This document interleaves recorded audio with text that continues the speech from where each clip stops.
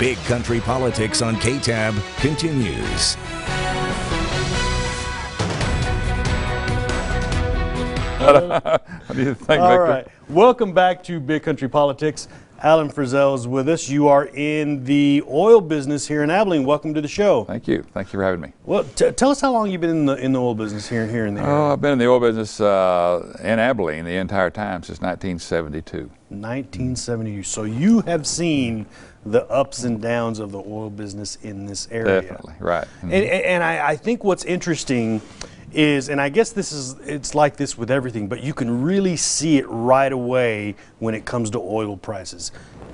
Worldwide events affect oil prices everywhere, and especially here in West Texas. Sure. Oh, yeah. And then the last 3-4 months have definitely had a up and down effect on oil prices. Well, let's start there. Let's start before COVID-19, before people were staying home, before no school and people weren't buying gas. Mm-hmm. Before that, there was a couple of events that drove down the price of oil. Yeah, well, one big event was that the United States started producing more oil. Over the last decade, we've increased our oil production domestically because of the shale plays and the fracking wells. Tremendous. And we became a net exporter of oil, from an importer to a net import to a net exporter of oil. It's been amazing. And so that was a big change in the balance of oil supply around the world.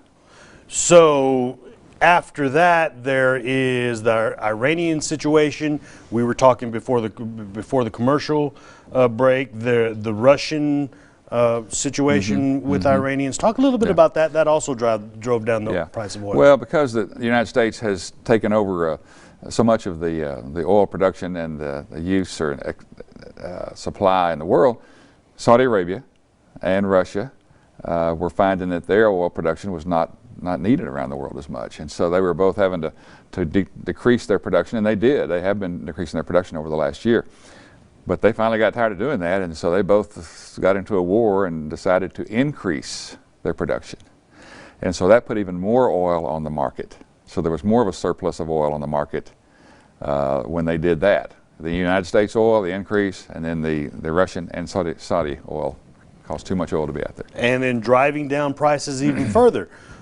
You know, as a consumer, we're looking at it and we're thinking, we're driving down the road looking at gas prices. We're thinking, oh, look at gas prices. Yeah. Oh, yeah. I'm going to pull over and get some gas. So at first, seems like a good deal for the consumer, maybe even overall, because we're traveling more, maybe spending more money, right? I mean, is that the case? Well, yeah. I mean, I like low gas prices too. Yeah, I drive, but it becomes a problem in the long run, especially for domestic suppliers, domestic producers. I mean, it just does, because when oil is not worth as much, they're not paying us, the operators and the producers, as much for our oil. We can't afford to take the risks, drill the wells, produce the oil, as we always have. And so oil production domestically in the United States will decline.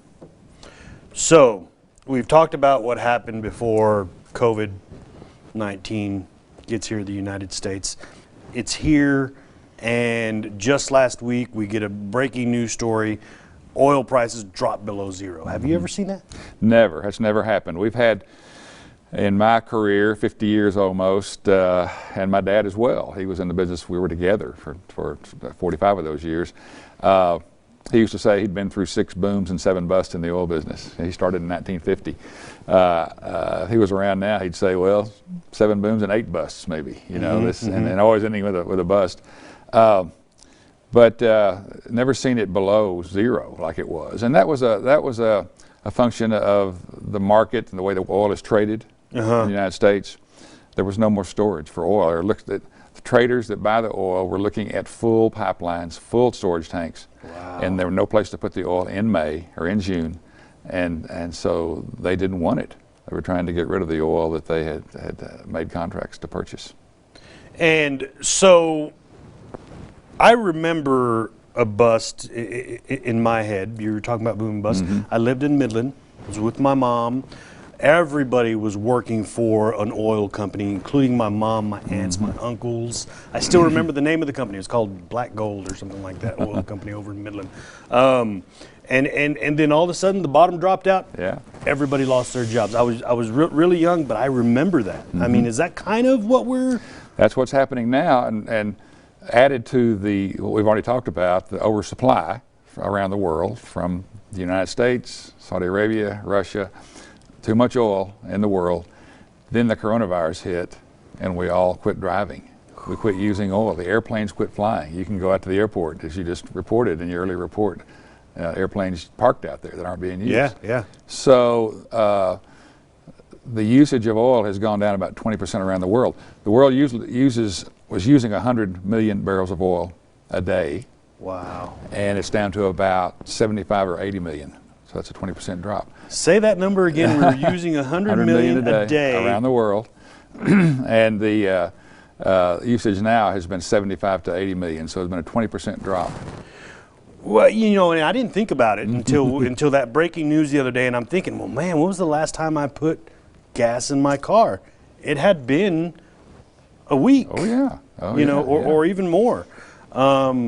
So this has got to have effects here in Abilene when it comes to jobs, suppliers, all that stuff. I want to talk to you about that when we get back from commercial break. So we're going to talk about that with Allan Frizzell. He is in the oil business here in the area. We'll be back in just a couple of minutes.